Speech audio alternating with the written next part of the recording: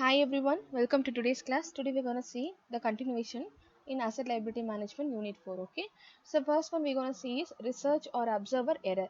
So what it means, there are many situations during the decision process where you are responsible for taking measurements. So during this measurement process, as the researcher, you can introduce error when carrying out a measures. So this is known as a researcher means or a observer error.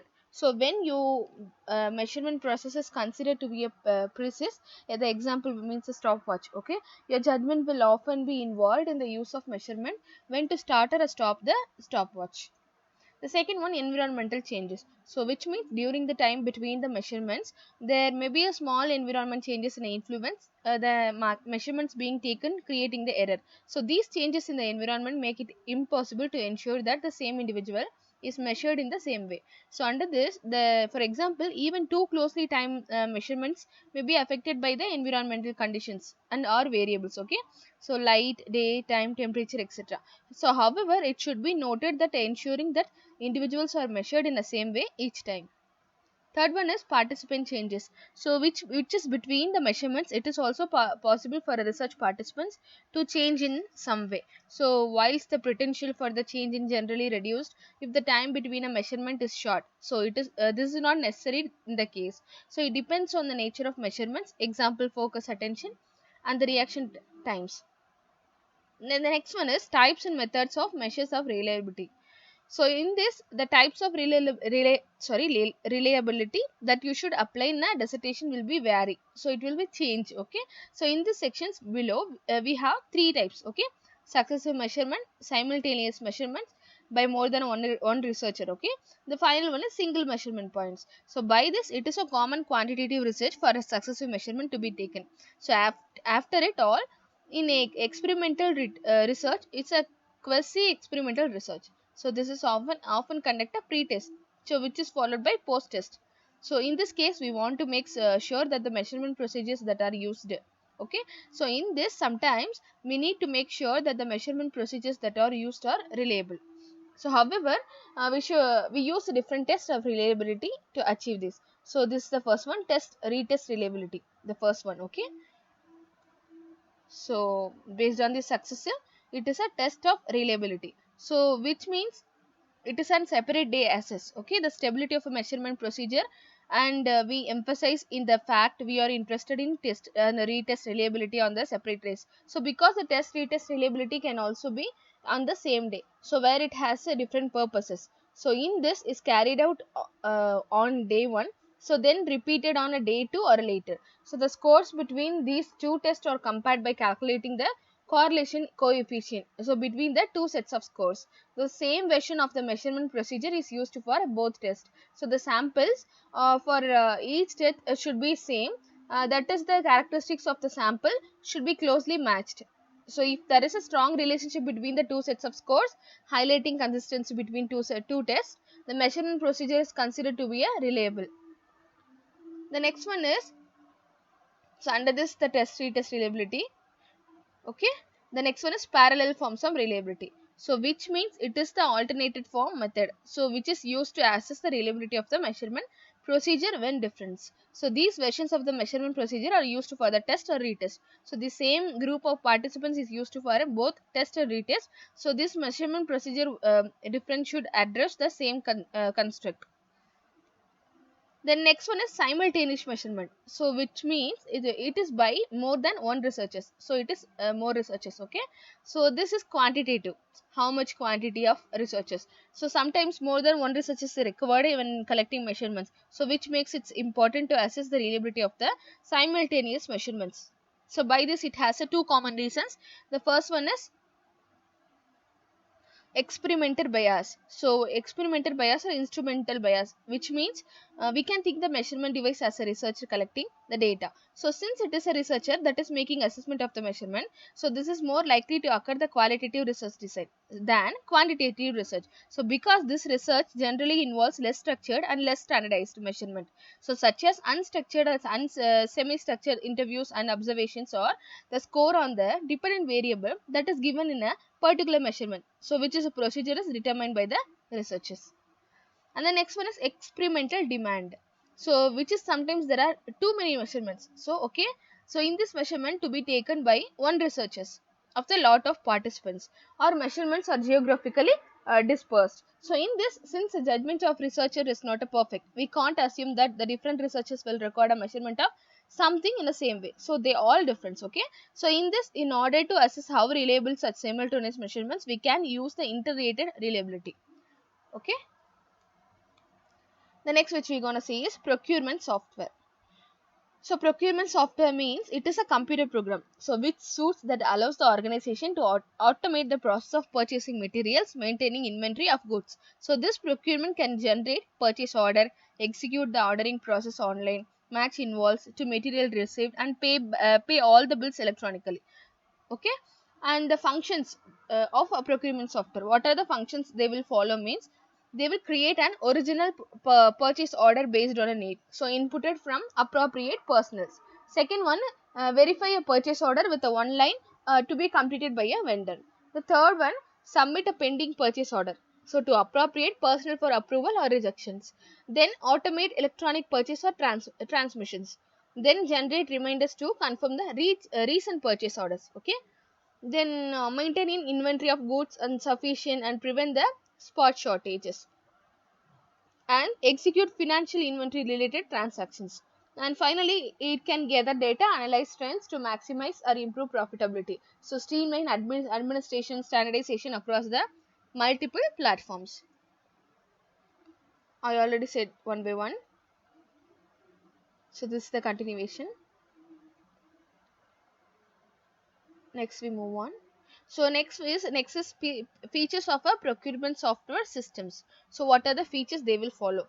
Under this, the first one, requisition, so which means it will create a purchase order with line items to be fulfilled by a vendor, so it is automated sending via fax or email. Okay, so then vendor follow up means automated, they have sent already automated or reminders to follow up the vendors to the confirm the purchase orders. And then receiving of goods and services, so it is maintaining a physical inventory of the goods. Then financial settlements, so which is the creation of financial and or inventory related transactions as good or physically received. Then the document management system, so which means to archive relevant documents, electronic signature tool to sign the documents online. Then electronic signature, so which means tool to sign documents online. Okay, the next which we're gonna see is major benefits by using softwares. Okay, software, you can collaborate or share internally, so which you can collaborate and share internally. This collaboration share with the suppliers on a single platform, so you can standardize a procurement process within the organization, so you can track events and get alerts. This feature is useful for risk management. So by this is the first benefit, cost effective, so which means by using the centralized software of a procurement process, it becomes easy to track spends all across the vendors and even carry out a spend analysis.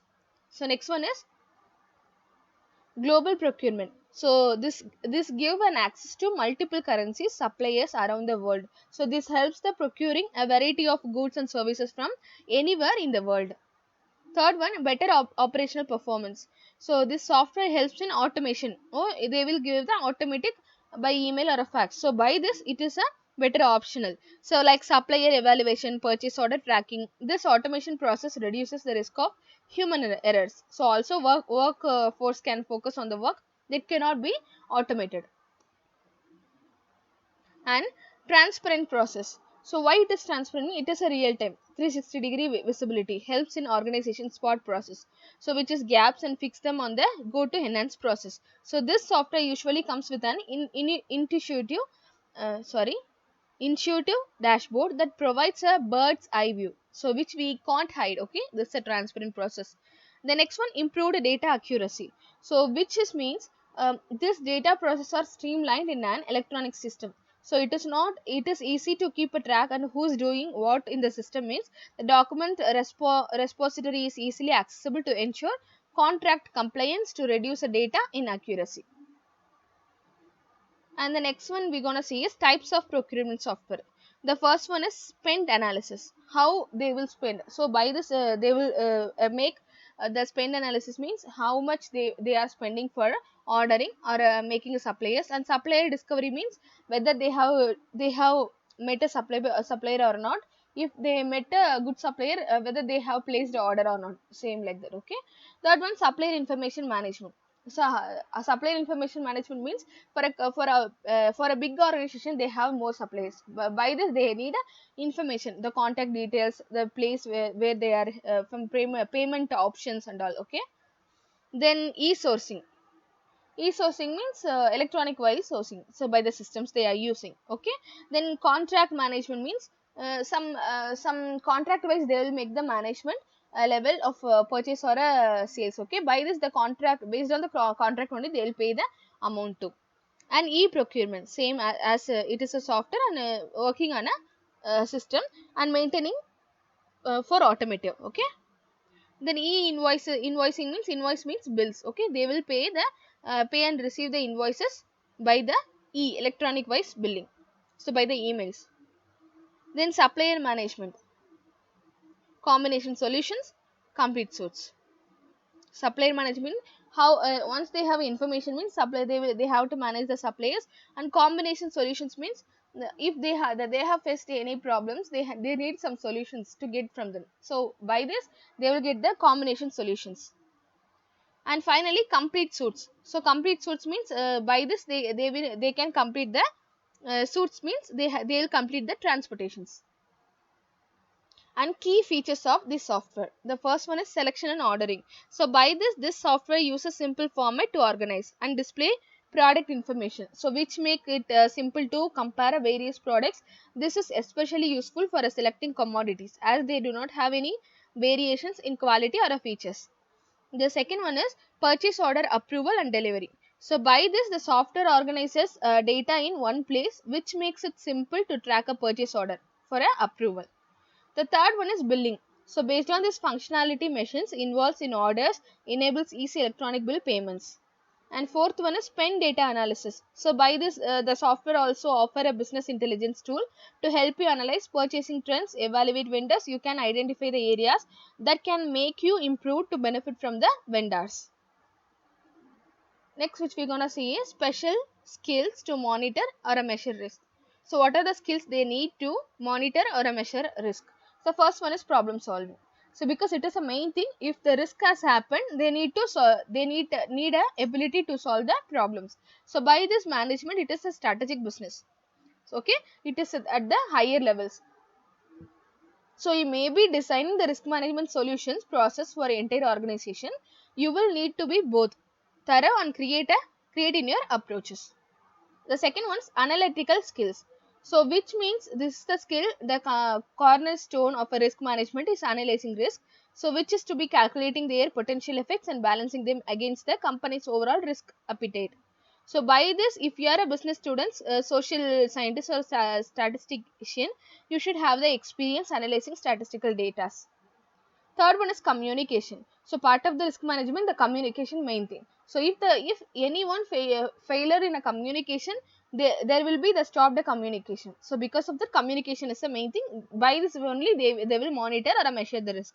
So this is the part of the risk management, making sure everyone understand and significant the risk, the company's risk management strategy. Then the fourth one is business understanding. To identify or estimate the risk to a company, you have to understand how the business works, all the different internals or external factors that can affect its performance. Then fifth one is negotiation and diplomacy. So negotiation means it's never as simple as just creating a risk management. So you have to negotiate with the other departments to decide what's possible, or you have to convince the staff to be risk aware. So with auditors, justify yourself. Okay, this part of your job is to be convincing. Then next one is numeracy. Numeracy means it is a lot of numbers. So cost, estimated risk, probabilities and on. While you don't need to be a mathematician, you do need to be a comfortable or confident with the calculations. And working under pressures. So working under pressure is the last thing. So risk can change the instant when something unexpected occurs. So you need to be able to update your strategies and react at the moment's notice. So if things go wrong, your business continuity plans needs to save the day. Then risk measures. So what is risk measures? So this is the statistical measurements, okay, that are historical predictor of investment risk and volatility. So there are also major components in a modern portfolio theory. So by this theory is a standard financial academic methods for assessing the performance of a stock or a fund, okay, this fund as compared to its benchmark. So by this it has a determination of most risks. So this risk measure are statistical measures, and this is major components in the modern portfolio theory, and it has a five principal risk. So means it has a five principal risk, and also which is known as the five principles: alpha, beta, r squared, standard deviation, and Sharpe ratio. Okay, so by this we're gonna see one by one. So this is the basis of principles of risk measurements. So the first one is alpha. So which means it measures a risk relative to the market and selected benchmark. So for the example, if the S&P, okay, this 500 has been deemed to a benchmark, the activity of the fund would be compared to the experience selected index. So if the fund output is a benchmark, it is said to have a positive alpha. If the fund falls below the performance of the benchmark, it is considered to be a negative alpha. So see, for alpha they have fixed a 500. This is for example, they have fixed a 500. 500 has been deemed as a benchmark. If the result of the alpha is over the 500 or a 500, it is a positive alpha. If it is below 500, it will be a negative alpha. So then a beta. So which measures volatility at a systematic risk. So this fund is comparison to the market and selected benchmark. So beta one indicates the fund is expected to move conjunction with the benchmarks. So this beta below one are considered less volatile. So this beta below of the benchmark means less volatile. Okay. So in more than that, it is a more volatile. So okay, so betas below 1 are considered less volatile, and those over the considers more volatile. The next one is R squared. So R squared means it is a percentage of investment, okay, investment which is a benchmark index. This R square value represent the correlation, okay, correlation between the examined investment and associated benchmark. So for the example, R squared value 95, okay, this 95 would be considered to have a high correlation, when an R squared value of 50 may be considered low. Next one, standard deviation. So this is the method of measuring data dispersion in regards to the mean. So this value of data set is provides and measurements regarding an investment's volatility. So as it relates to investments, the standard deviation measures how much return on investment is deviating from the expected normal average returns. And the next one, a Sharpe ratio. So which means this is a ratio measures performance as adjusted by the associated risk. So this is done by removing the rate of return on a risk-free investment. So which is treasury bond from the experienced rate of return. So this is then divided by the associated investment standard deviation and serve as an indicator whether an investment return is due to the wise investing or due to the assumption of excess risk. And the next one is required skills to risk management specialist. What are the skills they have required? So by this, the first one is, sorry, I'll explain one by one. Okay. So requirements which they are needed means reading comprehension.